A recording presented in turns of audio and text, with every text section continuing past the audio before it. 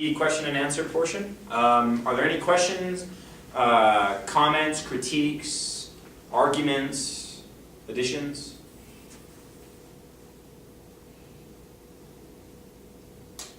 Do you think that the U.S. is apprehensive to go to war in Syria and Iran because they know that potentially it would be a bankrupt move, both politically and economically?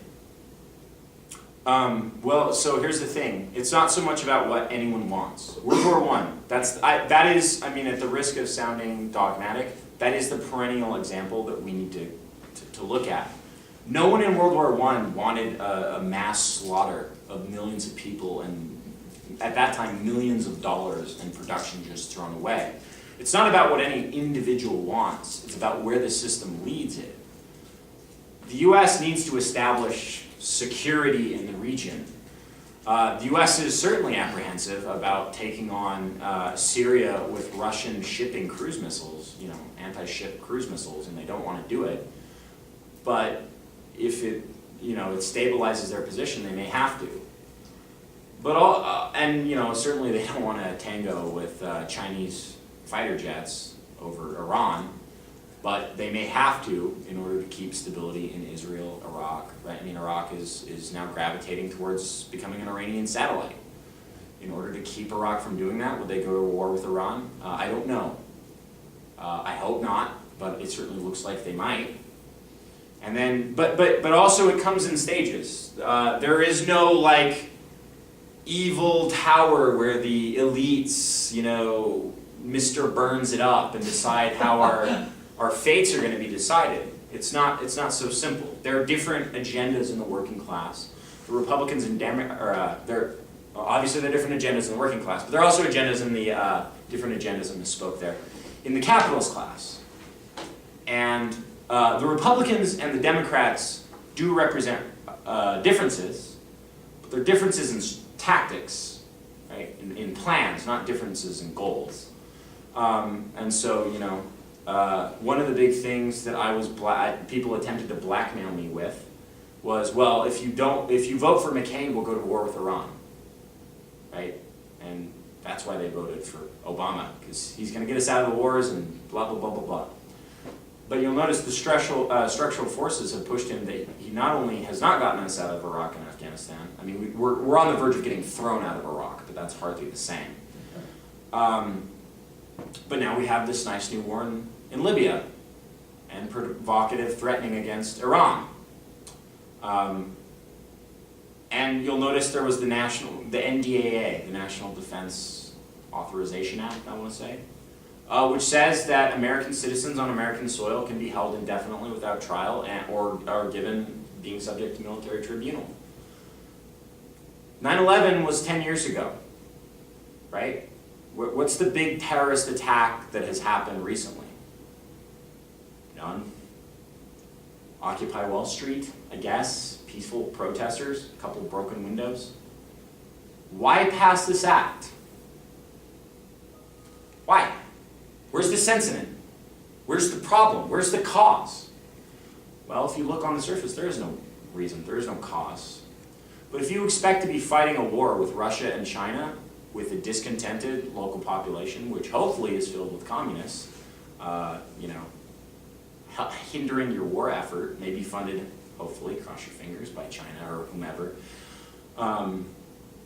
What kind of laws do you need in place? What kind of social tenor and social tone do you want? It's worth looking at where they're going, both in immigration and in homeland security. And just as a side note, right, they gave away the game.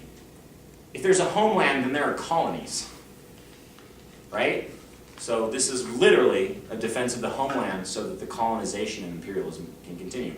So, short answer, I'd prefer that they not go to war with Russia and China, just because, again, every thinking person who has any shred of humanity is not going to want to see that wholesale slaughter.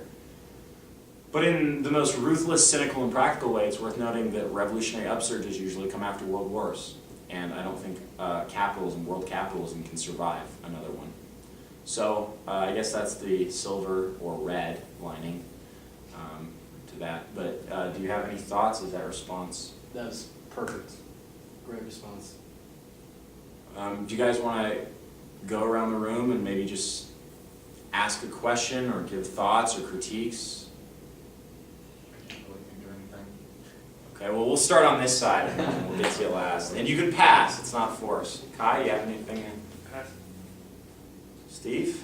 So the gist of the argument is that the Occupy movement itself is not revolutionary in character, and it is best to be a part of the popular movement in order to push masses towards a more radical consciousness, but to be prepared in the meantime for something different, something bigger, that will not be Occupy and will be outside. Yeah. But don't shun Occupy, use it as a valuable meeting place, networking tool, etc.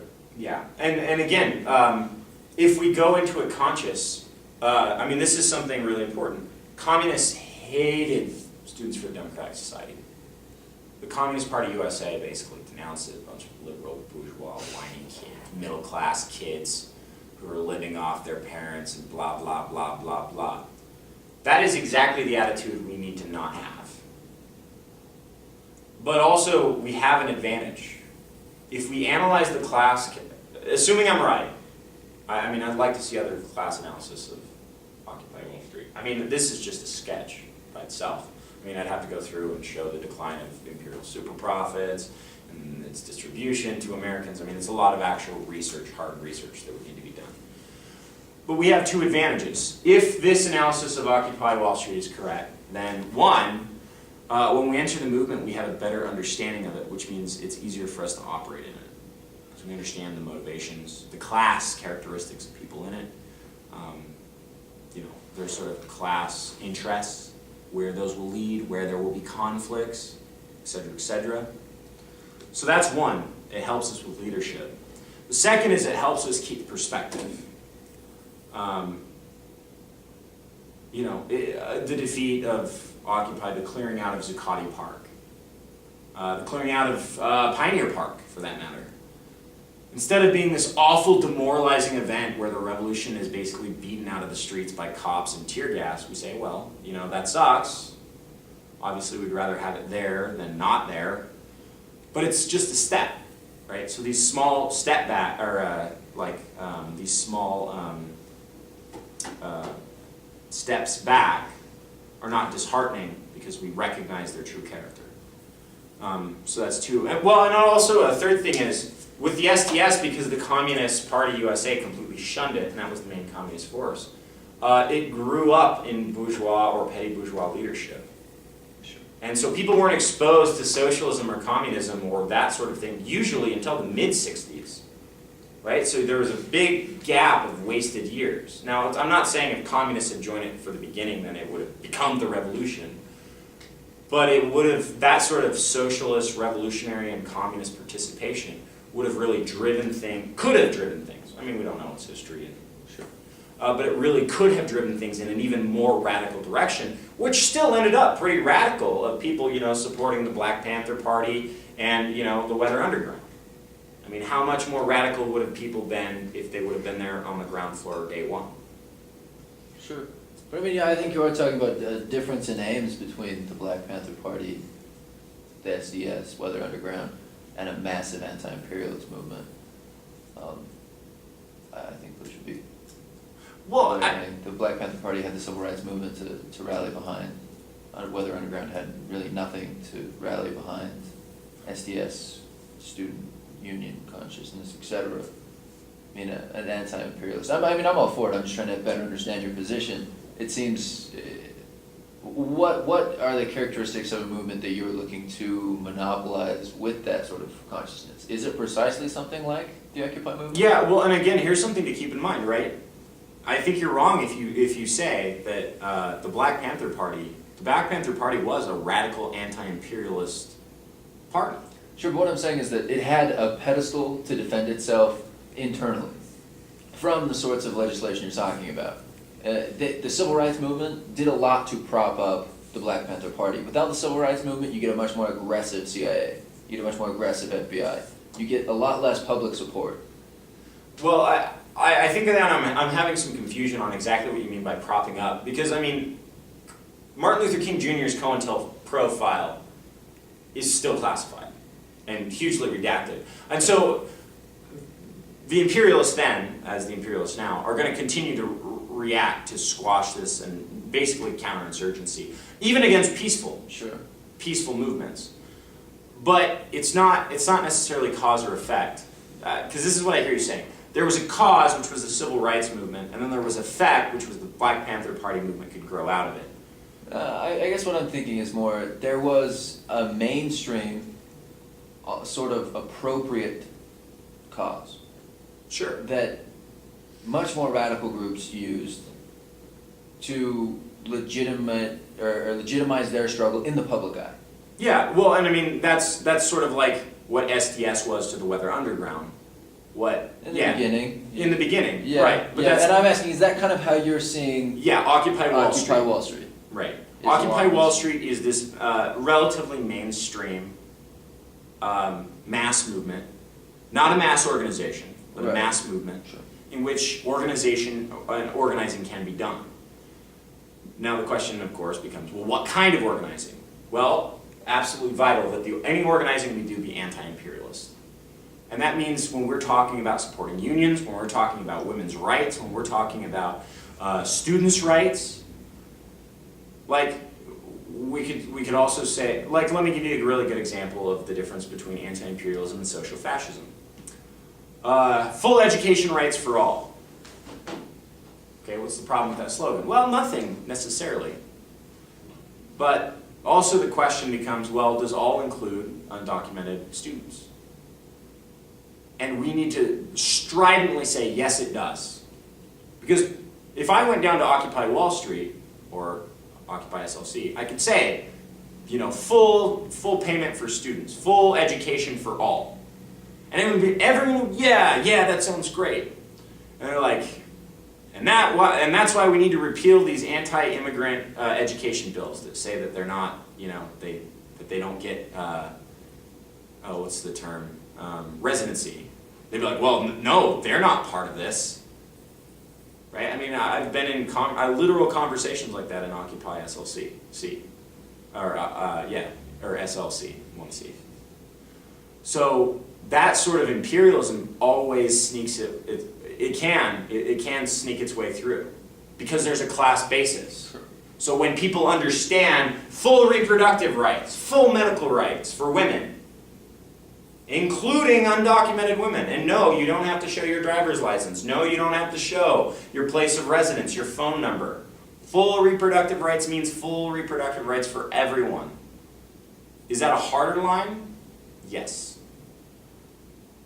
In a practical sense, should we use the full reproductive rights? Maybe so.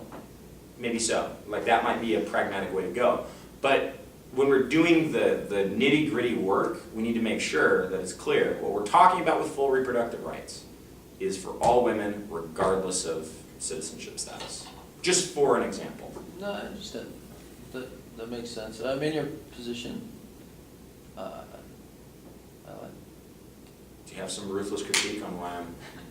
No, I mean, no. Okay. No, I like it. Yeah, at first you had me with the Wall Street bashing, and then when you explained exactly why, I mean, I feel incredibly similar. So I don't have any major critiques, but I don't want everyone to pass, so I'll keep trying to think of things. Okay, we'll come back to you why I'm wrong. Brett, do you have anything else that you want? Questions, comments, critiques, arguments? Nothing other than the imminent Third World War comments I made. I guess technically fourth. Cold War. Vaughn?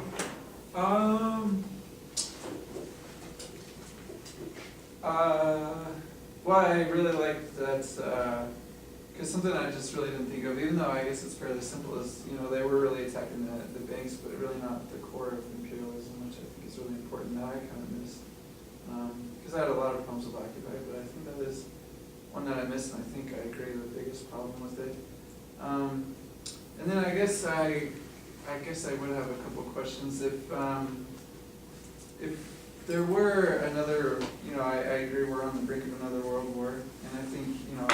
that's how the US became to be a superpower. So I wonder if it's possible that another country could become a superpower from that. And then also my second question, if your theory is correct that, there isn't a superpower anymore and they're not able to have these super profits and not be able to pay, would the bourgeois be absorbed into the working class, or would there be this greater divide into the super rich and the poor? Two really good questions. As for no other superpower arising, I mean, it's theoretically possible. I mean, it could be China, I guess, maybe. But you have to keep in mind, China has a huge economy, massive economy, but also has a very small population base, a relatively small per capita economy. And so a lot of Chinese people live in incredibly backward conditions. Certainly, I find a lot of aspects of China's current economy very troubling, but in some respects there isn't enough development to go around, more or less. I mean, it's a really complicated issue, and they're certainly trying their best. Recently, China they just rose their poverty line standards and included, another 130 million people in poverty, which is actually a good thing, by the way, because when you raise your poverty standards, your poverty line, that means that everyone below that poverty line gets poverty aid.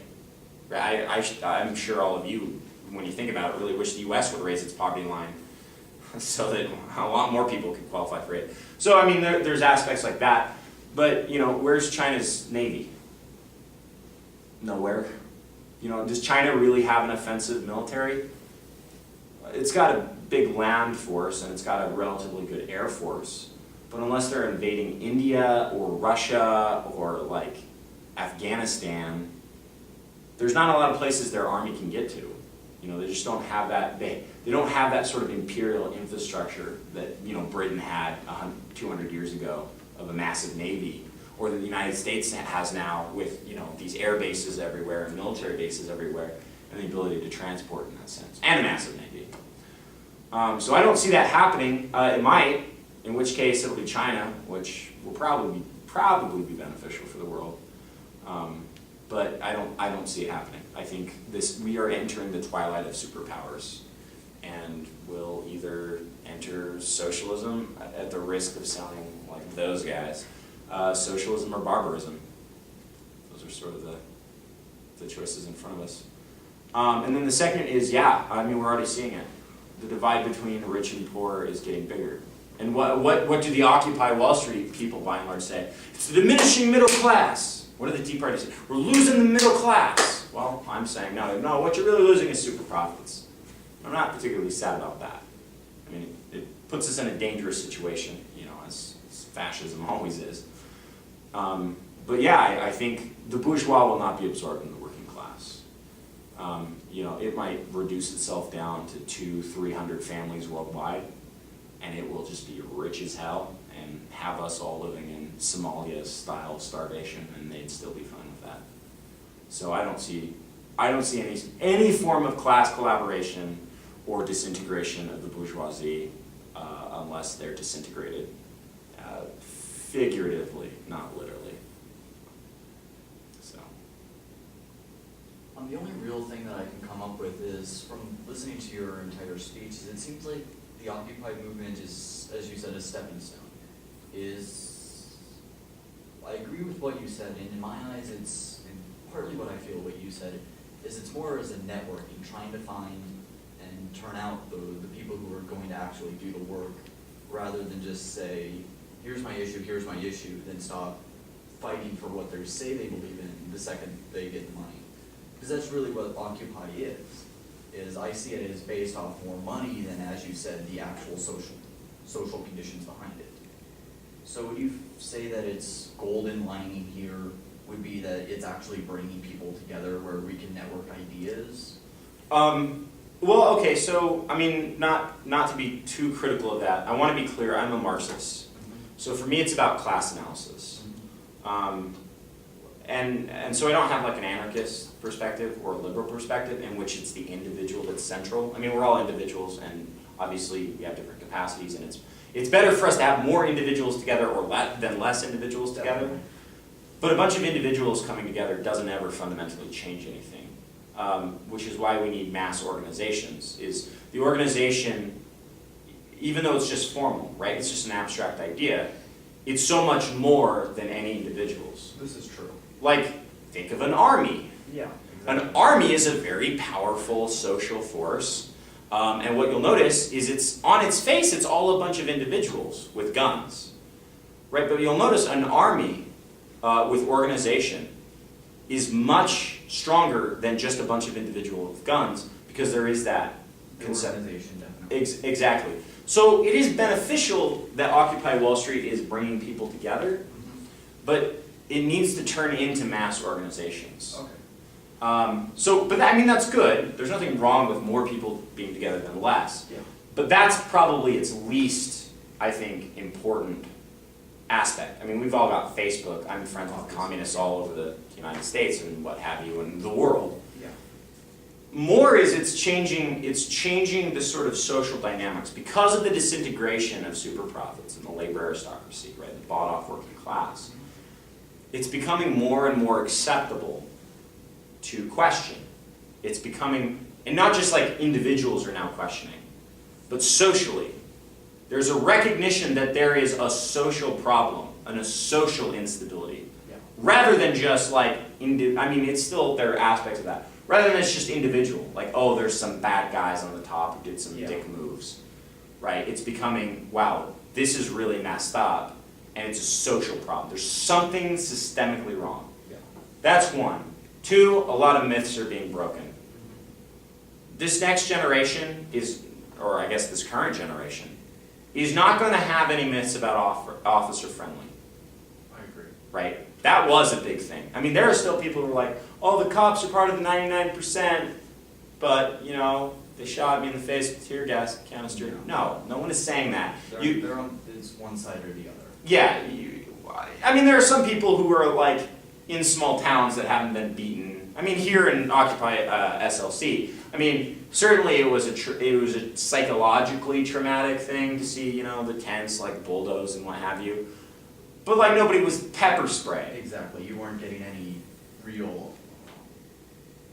Sorry, I can't think of the word. Repression. Exactly. Yeah. So I mean, but here's the thing: is plenty of people are getting an education in police brutality. Plenty of people are getting an education in what this system and what their freedoms really mean.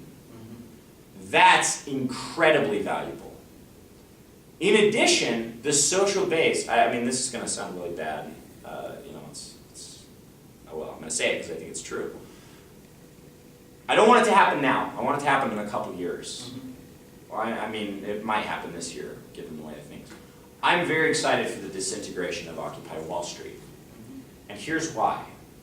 Because when Occupy Wall Street disintegrates, people are going to understand through that education of practice, which is why I don't want it to disintegrate now.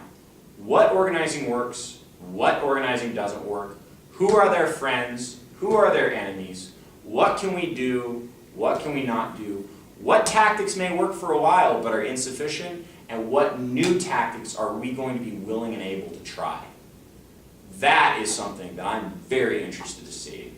And out of that, we'll see all sorts of just radical, I think, hopefully, radical new tactics, radical new organizations. And that, I think, will probably be the ultimate benefit for Occupy Wall Street, is that education in the streets that people are getting. That makes a lot of sense. So, all right, any other Good question. questions, critiques, comments? You got a final up yours for me? No, you always think I'm gonna be super critical. You did say you were working on one. No, I mean, I was working on questions to keep conversation going, but I mean, I think it's been good. To defend the Occupy movement in a small capacity, I think it was telling that they didn't go occupy Washington, they didn't occupy business, or I mean, they didn't occupy civic centers and political buildings, they occupied a financial sector. I think that is... That's a big step. Yeah, I think that's a good thing, and a positive step in the right direction. But also I think the idea that this isn't a few bad apples, you kind of stated, this is sort of obvious. I think that's almost an overstatement for the good majority of the people involved. And the people that I've been able to talk to. I wasn't at Occupy SLC, but just watching documentaries, talking with my friends back east that have dealt with it, my general experience has been, we're sick of the system, but like the system, we're sick of what's going on, we're not sick of the system. And I think the lessons of, it's obviously not just a few bad apples, it's obviously systemic. I think that's a lesson that's being learned Right. by this generation, not a lesson that we can expect people to account for now. Sure. I think it's in the process. Yeah, and also, I mean, context matters. By and large, the people at Occupy Wall Street, and from what I've heard, numerous reports, are primarily white. Males. White and males. The people primarily in Boston, it's actually a mix from what I hear. It's more so, that's right. More so. It's a little more militant, but it's more so. But I mean, that's what I'm saying, is it's more so, it's mixed. It's a little more mixed. It's not just white dudes. Or just intellectuals, students. Yeah, and it's a little more militant. And then you have Oakland, which is by and large probably the least white Occupy in the major Occupy in the entire country. And what are they doing? Right? Strikes. Calling general strikes, having near riots all over the place. Yeah. So I mean, it's a diversity, of Definitely. context, and so I certainly recognize that. When was the last time? I'm not saying that they were necessarily successful in every way, but let's look back in American history. When was the last time you heard about a call for a general strike? I mean, whether it happened or not, when was the last time you heard general strike becoming a popular term and a popular tactic? Almost Yeah, never. this is it in my lifetime. There I mean, you go. there was the boycott of Freedom Fries. That was a big one in my lifetime. Yeah. But by no means a general strike. Yeah, by no means. So. Yeah, I mean, and that's a big shift. Americans have been labor aristocrats, so where was the realm of economic or political economy? In consumption. Absolutely. Where is it moving to? Realm of production. All positive.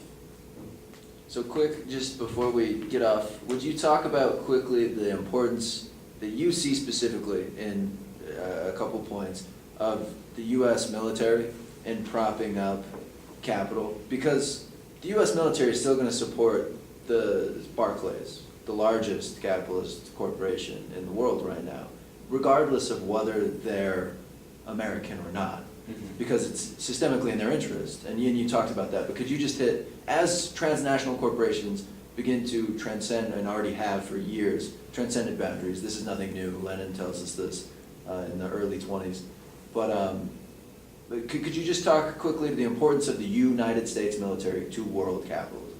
One word, stability. Right now, it looks as though American troops are willing to go fight and die for Barclays. And that's true to a certain extent. And here's why it's true. Because Barclays owns a lot of stuff. Yeah. If you're fighting for capitalism anywhere in the world, odds are that the child corporation of Barclays is one of the corporations in that area. But here's the thing, that's a little different than if, I don't know if the UK would ever make a split with the United States. I mean, there's a lot of shared racism there towards the rest of the world that I don't know that they'd ever get rid of. But if the US were to have a break, they would invade areas to make sure that capital was safe, but wouldn't you know it, probably the Barclays holdings would probably get nationalized. Or, let me give you a clear example. The United States defends all sorts of French and German interests all over the globe. Libya is a good example. But also, that shows the weakening of the US position. What happened in Iraq? US invaded Iraq, said you need to come with us. Libya and Germany said you can go to hell. US said, well, then guess what? You're not getting any of the reconstruction contracts. And Germany and France were basically excluded from Iraq for what? 5 years? Something like that. 8 years? That's how things go when the imperialist powers fight. Now the US military can defend Barclays because it's clear that however big Barclays is, the UK is a junior partner of imperialism. Sure. So that's the importance of the US military. It's stability. But less and less, because all the imperialists can have a heyday because the US provides world stability. But less and less the US is able to provide world stability. So more and more these other imperialists are going to have to start looking after their own interests. It's worth noting, right? What happened in Libya? Instead of seeing that as a period of great cooperation, it's a weakening of American hegemony. And, you know, if the United States, previously the United States could have told Germany, guess what? You're going to pay the money to Greece to bail them out so we can have stability to the world. If the US said that, Germany said, okay, but you also need to start working on your debt. Right? And so now that stability is disintegrating. And so more and more, the US military is not going to be a force for stability, but will rather be the biggest imperialist in the inter-imperialist wars. Or at least that's my view. What do you think of that? Yeah, it sounds about right. I mean, I think that the sessions between South America are going to be huge in how they respond to global trading.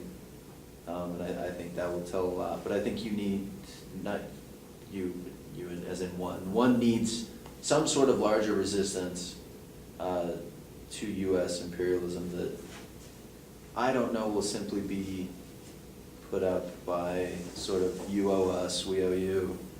I think we're open to more inflation, more loans, more poverty, more disparity. Yeah. And let me be clear. I view Occupy Wallstreet as a phenomenon based on the crises of the imperialist system, because it's by and large a first world phenomenon. I mean, sure, there are Occupy Wallstreets elsewhere. No, sure, I get you. Yeah, but it's by and large a first world phenomenon. By no means don't let this discussion make it sound as though I'm pessimistic. Latin America did not liberate itself. I mean, it's not completely liberated, so we shouldn't over-exaggerate. But Latin America did not move to national governments through any inter-imperialist conflict. Sure. They did it themselves through resistance.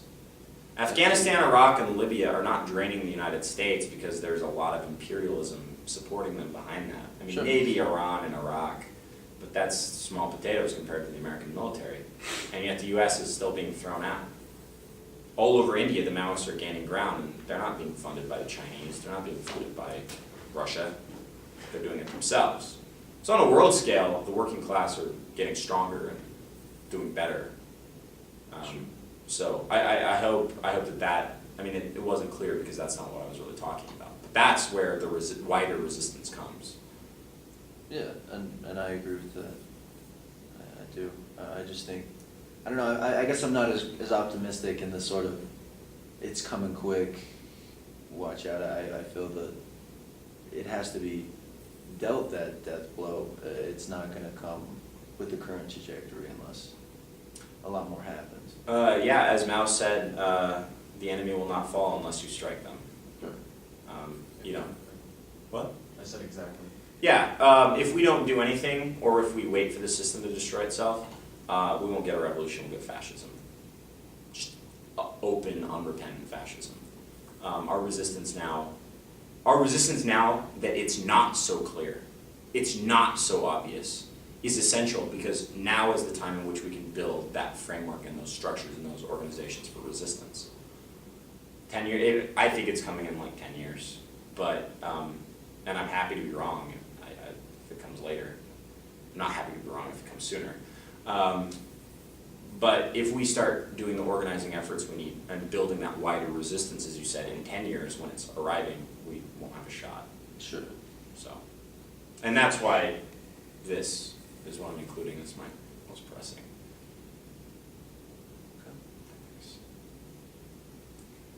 Okay. Any other questions, comments?